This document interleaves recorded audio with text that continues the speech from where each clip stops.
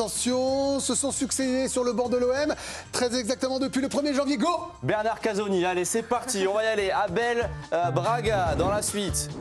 Derrière on a Albert Raymond, Christophe Galtier, Javier Clemente, Tomislav Ivic, José Anigo, Josip Skoblar, Tomislav Ivic, Albert Raymond, Alain Perrin, José Anigo, je cours Albert Raymond, Philippe Troussier, Jean Fernandez, Albert Raymond encore, Eric Guéretz, Didier Deschamps, Elie Baup, José Anigo encore, Marcelo Bielsa, Franck Passy, Michel, Franck Passy encore, Rudy Garcia, André Villas-Boas, Nasser Largué, Jorge Sampaoli, Igor Tudor, Marcelino, Jaca Bardonado, Gennaro Gattuso, Jean-Louis Gasset, Roberto De Zerbi. Pour terminer, je respire. L'OM, c'est un siège éjectable, brûlant, électrique. Donc tout simplement, la question du soir, elle est évidente. Entraîner l'OM, pourquoi c'est impossible? Bon, c'était depuis le 1er janvier 2000. Alors, c'est impossible parce qu'un coach à l'OM ne dure... Je vous laisse faire. Voilà. C'est compliqué, hein? C'est bon. Parce qu'un coach à l'OM ne dure jamais très longtemps. Oui, depuis 2012, il n'y en a qu'un qui a fait 2 saisons pleines. C'est Rudy Garcia, sur le banc marseillais d'octobre 2016 à mai 2019. Tous les coachs passés par Marseille, ils ont été marqués à vie par leur passage, à l'image de Rudy Garcia. On a plusieurs cas emblématiques, ça lui fera pas plaisir. On va la montrer, cette photo de Didier Deschamps, marqué physiquement par ses 3 saisons à l'OM. Il l'avait reconnu lui-même. On a 2 coachs avec un grand CV qui ont fini par jeter l'éponge, Villas-Boas et Marcelino. 2 coachs complètement fous que l'OM a rendu encore plus fous. Marcelo Bielsa et Jorge Sampaoli, et donc Roberto De Zerbi, qui avait une grosse cote en Europe et qui vient de quitter le navire, marqué à vie, lui aussi. Mais c'est pas nouveau à l'OM, ce poste, il est maudit depuis l'époque de Bernard Tapie. C'est ce que nous explique Mathieu Grégoire, notre spécialiste du club. Depuis cette ère Tapie, il y a un statut de popularité, de notoriété, un niveau de passion qui sont en fait décorrélés d'une réalité sportive et institutionnelle. Moi, je compare souvent l'OM récemment aux gros clubs turcs, qui sont des clubs qui déchaînent les passions. Ça fait plus parler, et forcément, quand ça fait plus parler, ça peut créer des excès dans un sens positif comme dans un sens négatif. C'est infernal pour les coachs aussi parce que ce fameux contexte, on l'utilise beaucoup ce mot-là et il est brûlant. Hein. Oui, qui de mieux pour nous en parler qu'un ancien coach de l'OM, c'est Franck Passy qui a fait 2 passages à l'OM, qui nous raconte ce contexte éruptif qui caractérise Marseille. Lorsqu'on est entraîneur ou joueur à l'Olympique de Marseille, c'est très compliqué de se balader dans la ville. Il vaut mieux y aller les jours de victoire. On vit les matchs en se disant que tous les matchs peuvent avoir l'effet de rester ou de partir en tant qu'entraîneur. Lorsque Marseille gagne ou Marseille perd, les gens sont complètement différents dans la ville. Ils ont envie d'aller travailler si Marseille a gagné, ils sont heureux. Et lorsque Marseille perd, c'est différent. Quand Marseille perd, le coach est immédiatement en sursis, comme ça avait été le cas pour Didier Deschamps. Il avait été ciblé par les banderoles du Vélodrome alors qu'il leur a rapporté des titres. C'était à l'occasion d'un quart de finale de Ligue des Champions contre le Bayern. Rudy Garcia aussi, il a été visé, pourtant il les a emmenés en finale de Ligue Europa. Le public marseillais est exigeant, la preuve avec cette double anecdote de Franck Passy qui lui aussi se rappelle très bien de son passage à Marseille. Premier match amical, au moment où je sors sur le terrain, on se faisait cracher dessus. Donc quelque part, la saison n'avait pas démarré et déjà certaines personnes voulaient mettre la pression. Quand j'ai remplacé Michel, on jouait la demi-finale pour aller à la finale de la Coupe de France face à Sochaux. Et à la fin du match, alors qu'on venait juste de gagner un match contre une équipe de Ligue 2, c'était tout à fait normal, des gens du staff et du club qui sont tombés dans mes bras en larmes, comme si on avait gagné la Coupe de France. Donc ça montrait que voilà, on jouait gros, quoi. Et comme vous aimez les anecdotes de Franck Passy, on vous en propose une autre. Je vais amener ma voiture à la carrosserie. Au moment où je sors de la carrosserie, je suis tombé sur une personne qui devait faire, je sais pas moi, 2 mètres. Il était habillé, il sortait d'un chantier. Et il m'a attrapé, il m'a fait sauter comme un gamin de 5 ans. C'était une armoire à glace. Mon Francky, voilà, je crois qu'il n'y a qu'à Marseille qu'on peut avoir ce genre de choses. Bon, pardon, j'ai rigolé, mais c'est très drôle. Avec l'arrivée de Pablo Longoria, la situation des coachs ne s'est pas vraiment améliorée. Non, en 6 ans, la liste des entraîneurs, elle est longue. Il y en a plus d'un par an. On a eu André Villas-Boas, Nasser Largué en intérim, Jorge Sampaoli, Igor Tudor, Marcelino, Jaca Bardonado à nouveau en intérim, Gennaro Gattuso, l'Italien, Jean-Louis Gasset et donc Roberto De Zerbi. Mais c'est étonnant parce que De Zerbi et Marseille, c'était fait pour durer. C'était une déclaration qu'il avait fait Longoria il y a quelques jours dans un média anglais, il y a 15 jours même. Je serais ravi que Roberto reste longtemps. J'aimerais qu'il devienne comme Diego Simeone à l'Atlético de Madrid. Simeone, c'est 15 ans de règne à Madrid. Et le problème, c'est qu'à l'OM, le coach, c'est souvent le bouc émissaire. Je pense que le coach, quand même, c'est vraiment le punching ball dans les acteurs de l'OM. L'entraîneur, en fait, il est quand même vachement laissé en première ligne parce que c'est lui qu'on laisse prendre la pression. Il y a une direction de l'OM, notamment Pablo Longoria, qui est très très forte pour ça depuis qu'il est arrivé. En fait, il essore ses coachs. Il n'y a pas eu de gros messages de soutien dernièrement. Il va te dire le lundi avant Bruges, je veux que ça soit mon Diego Simeone pendant 5 ou 6 ans. Et après Bruges, après pas grand-chose, quoi. Il y a une ambiance à l'OM en fait où il faut chercher le coupable. On veut savoir qui est responsable quand il y a une défaite. Ça a été les instances, les arbitres, la corruption, c'est les salariés du club, c'était les joueurs beaucoup cette année. Au bout d'un moment, c'est les autres. À un moment, ça va finir par c'est ton coach. Finalement, on dit souvent qu'il faut une personnalité particulière pour réussir à l'OM. Mais est-ce que tout ça, c'est pas une fable et est-ce que c'est vrai ? Est-ce qu'il faut être haut en couleur comme De Zerbi, par exemple, on a demandé à 2 anciens coachs. D'abord Nasser Largué, qui est arrivé sur le banc après 4 défaites de suite sous Villas-Boas. C'est 3 jours après l'invasion de la commanderie, vous vous rappelez, début 2021. Il nous donne la recette qu'il a appliquée avec les joueurs. Ce qui m'a caractérisé dans cette période-là, c'est ramener le calme auprès des joueurs, protéger les joueurs et se mettre comme un bouclier pour ces joueurs-là. Je leur ai dit à l'époque que les gens allaient revenir et les aimer encore plus. Ils revenaient aux fondamentaux, ils jouaient au football comme ils l'ont fait pour qualifier l'équipe à la Champions League et vraiment ramener le calme. Nasser Largué, c'est le calme. Pour Franck Passy, c'est la même recette. Il nous donne son profil type du coach à l'OM.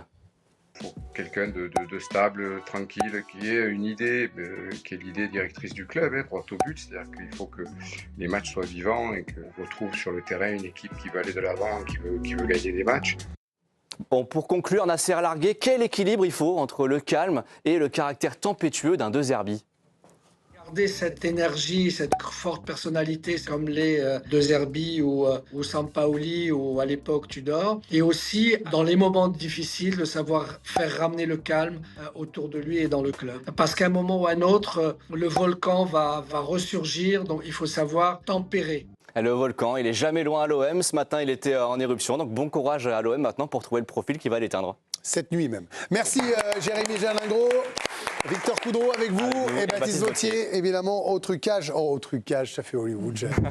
Bon, je vous voyais réagir, Neve. Je vous voyais dire, vous n'êtes pas trop sûr du bon profil, là. Non, parce que je pense qu'en fait, on prend la problématique du coach, mais vraiment par l'écume du truc, quoi. C'est-à-dire vraiment vers la fin. Or, moi, je pense que la question, elle n'est pas trop de savoir la personnalité. Évidemment qu'il faut quelqu'un de fort, costaud, compétent, enfin, des trucs qui vont sans dire. Et doublement à Marseille. OK, là-dessus, on va être d'accord. Mais moi, je crois que dans un contexte où tu as une direction qui est aussi volcanique elle-même, Mathieu nous a fait l'inventaire un petit peu de tous les tous les expédients qui ont été utilisés, notamment les tout corrupt, le mercato qui a toujours l'impression où tu rebats à chaque fois toutes les cartes, etc.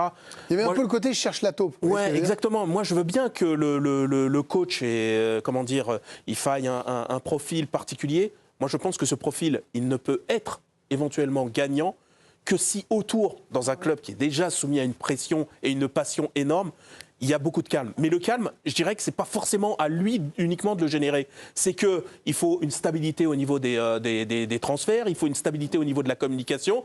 Or, moi, j'ai l'impression que tous les 4 matins, tu as un ennemi imaginaire qui ressort. Tous les 4 matins, ton effectif il change. Tous les 4 matins, il y a une nouvelle brebis galeuse. Tous les 4 matins, il y a un truc de nouveau. Et moi, je pense que tu peux pas t'en sortir, en fait. Et tu peux pas durer. C'est trop usant. Et il faut au moins calmer le jeu autour de lui, sachant qu'il est déjà suffisamment agité comme ça, pour qu'il puisse durer, ton coach. Sinon, c'est injouable. C'est un poste sexy, vraiment. Si vous aviez été sur le marché, si vous aviez été motivé, d'autres entraîneurs là, c'est un poste sexy, l'OM, parce que les coachs, ils sont pas idiots. Ils savent qu'au bout d'un an et demi, ils risquent de sauter. Est-ce qu'il y a cette folie de se dire, moi, je vais réussir, là où les autres ont échoué? Je suis pas sûr qu'ils disent, je vais réussir, mais c'est une expérience extraordinaire. C'est un club fabuleux, c'est un public extraordinaire. On sait que des émotions, on va en vivre. Ce qu'on sait aussi, c'est que ça va s'arrêter très vite. parce que c'est cette pression permanente fait qu'ils sont tous usés. Je pense pas que même, j'ai entendu De Zerbi qui disait qu'il voulait rester 5 ans, il n'en croit pas un mot, il sait très bien qu'à Marseille, c'est impossible. C'est la pression, c'est pour ça que c'est toujours intéressant, il y aura toujours des entraîneurs qui voudront y aller, parce qu'ils savent n'importe comment qu'ils peuvent s'inscrire pour dans 2 ans, ils peuvent se préparer, parce que celui qui est pris avant eux, il partira très vite.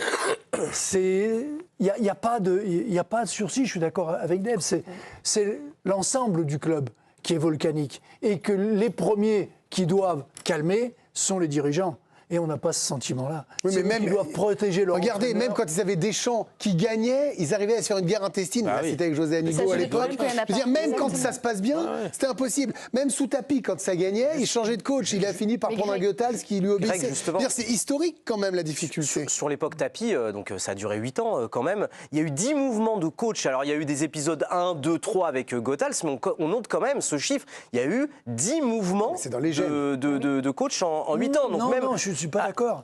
Il y a eu, pendant 10 ans, il y a eu un entraîneur. Oui. C'était Tapie. Oui, mais... C'était Tapie. Tu l'as pris celle-là, tu l'as pas Alors, Banide, Gilles, Beckenbauer, Oh, le home run. Merci à Jean Fernandez alors aussi, ils ont rien fait tous ces gens-là. Il est dans le vestiaire, l'équipe, je veux dire, il l'a changé s'il en avait envie. C'était lui qui faisait la motivation. Il avait un contrat d'entraîneur ou pas? Non, il n'avait pas de contrat, mais c'était lui l'entraîneur. Vous avez trop raison, Greg, parce que c'est gentil, c'est vrai. On reviendra la semaine prochaine. C'est le trop qui compte. Non, mais ça ajoute des problèmes, là, il n'y en a pas. Franchement, le meilleur exemple, c'est après le match face à Lens, quand il est en conférence de presse. Oui. De Zerbi, il tire la tronche, mais vraiment, il est méga négatif, alors qu'il sort une super belle performance face à la meilleure défense en plus de Ligue 1, c'est 3-1, c'est pas rien.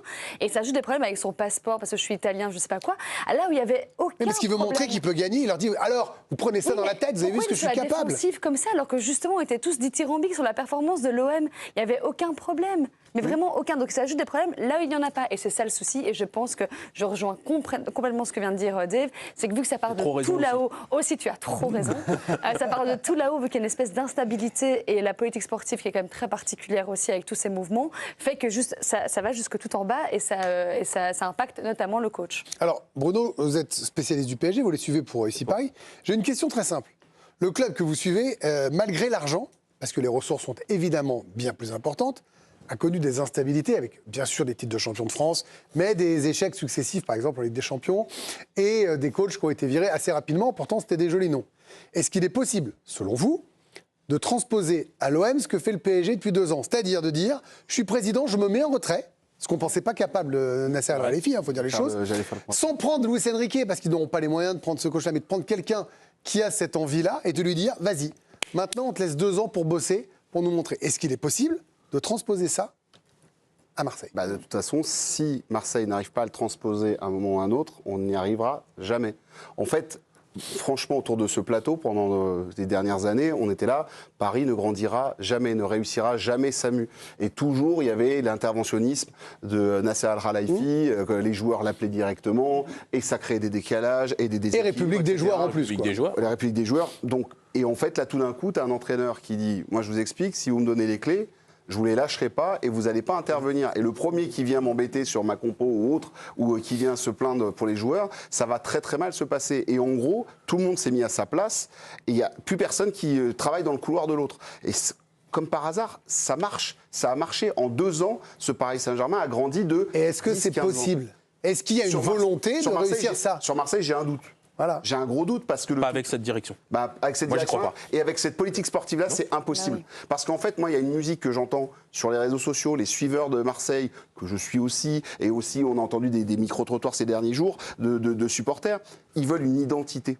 Ils veulent de l'identité, les supporters. Je reviens toujours à quel maillot vous achetez à votre gamin. C'est ça, et ça se construit l'identité. Et l'identité, c'est qui tu as sur le terrain, qui tu as au bord du terrain. Et en gros, Roberto De Zerbi, il avait cette identité-là, mais par contre... Ça ne suffisait pas. Voilà, ça suffisait pas. Il fallait les joueurs sur le terrain. Il n'y en avait qu'un seul qui plaisait bien, c'était Rabiot. Ils l'ont vendu comme un malpropre. C'est ça.